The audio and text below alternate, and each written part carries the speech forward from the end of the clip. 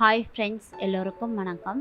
நம்ம சேனலை இப்போ தான் நீங்கள் ஃபஸ்ட் டைம் பார்க்குறீங்கன்னா சப்ஸ்கிரைப் பண்ணி மறக்காமல் உங்களோட ஆதரவை எனக்கு கொடுங்க. வாங்க இன்னைக்கு கதைக்குள்ளே போகலாம். கற்பழிக்கப்பட்டவளையே திருமணம் செய்த மகன். சிறுகதை. அம்மாவால் அந்த உண்மையை ஜீரணிக்கவே இயலவில்லை. அவளை அவனால் எப்படி ஏற்க தோணியது? தான் தவமிருந்து பெற்ற ஒரே மகன் அருண்.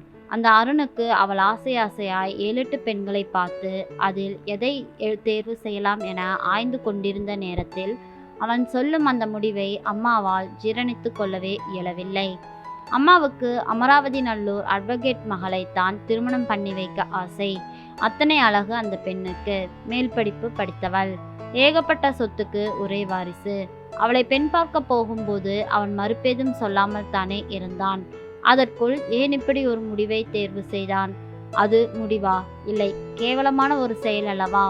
அந்த பெண்ணை குதிரைப்படை கொள்ளையர்கள் வந்து ஊரையே கொள்ளையடித்துட்டு அலற அவளை கற்பழித்து தெருவில் போட்டுவிட்டு போனது ஊரே அறிந்த விஷயம். அந்த பெண் கெடுக்கப்பட்டாள் என்பதே தெரிந்த பின் அந்த வீட்டு பக்கமே கல்யாணம் பேசி யாரும் செல்லவில்லை. எல்லோரும் ஒதுங்கித்தான் வந்து கொண்டிருக்கிறார்கள். அப்படி இருந்த ஒரு முடிவை இவன் ஏன் எடுத்தான்? அதோ அம்மா முன்னால் தைரியமாக சொல்லிவிட்டு தலை கவிழ்ந்து உட்கார்ந்து இருக்கிறான். அது அவனால் எப்படி முடிந்தது? அருண், என்னம்மா, நீ அந்த பொண்ணைத்தான் கட்டிக்கிறதா தீர்மானமே பண்ணிட்டியா? ஆமா, நான் பண்ணிட்டேன். முடியாதுமா. ஏண்டா? அவன் மேல காதலா உனக்கு? காதலா? அப்படியெல்லாம் எனக்கு ஒன்றும் இல்லையே. பின்ன ஏன் அவளை கல்யாணம் பண்ணிக்கிறேன்னு சொல்ற? அம்மா, அவர் வீட்டை கொள்ளையடிக்க வந்த கொள்ளைக்காரங்க. நம்மூர் ஜனங்களோட கோழைத்தனத்தையும் பயந்தாங்கோழித்தனத்தையும் பயன்படுத்தி அவளை கெடுத்து விட்டுட்டு போயிட்டாங்க. அப்போ அவளுக்கு ஆறுதல் சொல்ல முன் வராதவங்க வாழ்க்கையே இல்லைன்னு சொல்றதுக்கு தயாராகி விட்டதை நினைச்சு அவள் தற்கொலை செய்ய போயிட்டா. நான் தான் அவளை தடுத்து உனக்கும் ஒரு வாழ்க்கை இருக்குதுன்னு சொன்னேன். அப்போ நான் அந்த கடமையை செய்துதானே ஆக வேண்டும் என்றான் அருண். அம்மாவால் ஜீரணிக்க முடியவில்லை. கடமைனா காசு பணத்தை கொடு, நான் சந்தோஷப்படுவேன். ஆனால் கல்யாணம் பண்ணிக்கிறேன்னு சொல்கிறையே, அது நியாயமா? நியாயந்தாம்மா நான் நினைக்கிறேன்.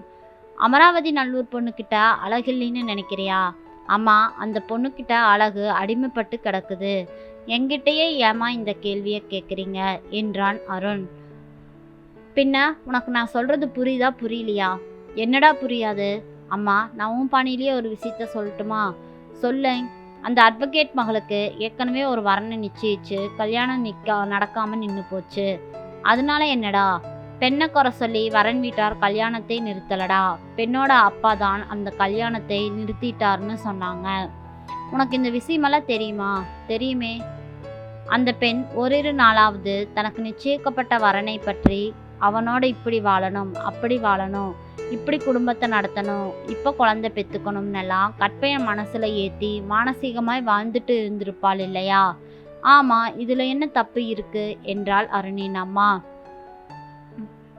உலகத்தில் எந்த பெண்ணடா நாம் கண்டெடுக்கிறது? இப்படியெல்லாம் பார்த்தா நான் தான் கண்டெடுத்துட்டேனே. யார? பலரடிய கெடுக்கப்பட்டு கெட்டு போனவளே, அவளையா?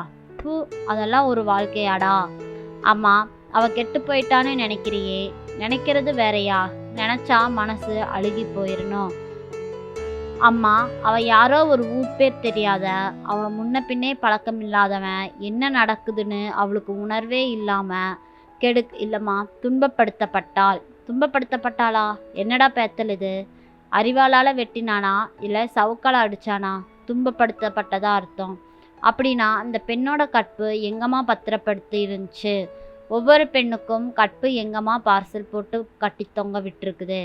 கற்புங்கிறது மனசறிஞ்ச நிலைதானே ஒழிய உடலறிஞ்ச விஷயமே இல்லை. அந்த பெண் மனசால் அவனை தொட்டதே இல்லை. வேற எவன் முன்னாடியோ அந்த பெண் இப்படி ஆசைகளை தேக்கி வச்சுட்டு இவன் தான் என் கணவனாக வருவான்னு கற்பனை பண்ணி அலங்காரம் பண்ணி நின்னதும் இல்லை. புலம்புறையாருன்னு. அம்மா, இது புலம்பல் இல்லை, உனக்கு புரியல, அவ்வளோதான். விடு நீ. அந்த பெண் கற்பழிக்காதவளுங்கிறது கனவில் கூட ஒரு ஆண்மகனை நினைக்காதவளும் தான் உண்மை. இன்னுமா அவளை கற்பழியாத கண்ணி கழியாதவள்னு சொல்கிற? உனக்கு ஒரு முறை டாக்டர் ஆப்ரேஷன் பண்ணி இறந்து போன குழந்தைய வெளியே எடுத்தார்னு சொன்னியே. ஆமாடா, இந்த குழந்தை இருந்திருந்தா நான் சந்தோஷமாக இருந்திருப்பேன். உனக்கு ஆப்ரேஷன் செஞ்சது ஒரு ஆண்மகன் தானே. அப்பா, அது தப்பில்லையா? டே, அவர் டாக்டர்டா. டாக்டர்னா அவரும் ஒரு ஆம்பளை தானே, அவரும் வயிற்ற நான் சொல்ல வேண்டாம். அவர் டாக்டரு, நான் நோயாளி. என்னை அனஸ்தீசியா கொடுத்து தான் ஆப்ரேஷன் பண்ணியிருப்பாரு. ஸோ நீ மயக்கமாயிட்ட. உன் மனசரிய டாக்டர் உனக்கு என்ன செஞ்சுங்கிறது ஞாபகம் இல்லை, அப்படித்தானே? அவர் டாக்டராக இருந்து எனக்கு வைத்தியம் தான் பண்ணார். அவர் மனசில் எதுவுமே இல்லை அம்மா. அதே மாதிரி தான் அவன் ஈரமில்லாத கொடியவனாக இருந்து அவன் உடம்புல தன்னோட வேக்கையை தணிச்சான், அவ்வளோதாம்மா. டேய் ஏண்டா அருண். அம்மா சிந்தனைக்குள் குப்புற விழுந்து கிடப்பது அவள் அளிப்பில் தெரிந்தது. நகந்தான் அருண். அம்மாவுக்கு அவன் செய்த தர்க்கங்கள் காட்சியிலாய் வந்து கண்ணீர் சிமிட்டினர். அம்மாவின் மனதில் ஒரு மேகமூட்டம் விலகி ஒரு நல்ல தெளிவு பிறந்தது. அவள் வாய்க்குள் முணந்து கொண்டே இருந்தாள். இந்த ஊரே வியக்கிற மாதிரி உனக்கு கல்யாணம், அதுவும் அந்த பெண்ணோட நான் தான் நடத்தி வைப்பேன். இப்போவே அவங்க வீட்டுக்கு போய் திருமணத்தை ஃபிக்ஸ் பண்ணிட்டு வரலாம். அம்மாவையே பார்த்தான் அருண். அடுத்த வாரம் மிக சிறப்பாக அவளே திருமணத்தை நடத்தி வைத்தாள். திருமணமாகி மகிழ்ச்சியுடன் புகுந்த வீட்டுக்கு வந்தாள் மருமகள். பார்ப்பவர்களையே பரவசமூட்டும்படி அழகாக மகாலட்சுமியாக இருந்தாள்.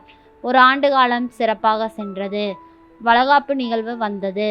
அப்பொழுது விழாவின் நாயகி மகாலட்சுமி தேம்பி தேம்பி அழுக ஆரம்பித்தாள்.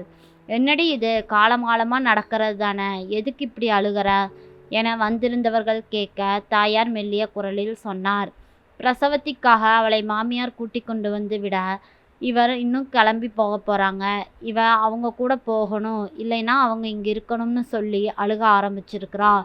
மகாலட்சுமி திருமணமாகி மாலையும் கழுத்துமாக எங்கள் வீட்டுக்கு வந்ததிலிருந்து நான் அவளிடம் ஒரு தாயை போல்தான் நடந்து கொண்டிருக்கிறேன். அவளும் என் மீது அளவு கடந்த பாசத்தை வைத்துள்ளார். அதனால்தான் இப்படி. ஆமாம், அதுவும் சரிதான் என வள்ளியாச்சி சொன்னாள். யாரும் பேசவில்லை. சற்று நேரம் அமைதி நிலவியது.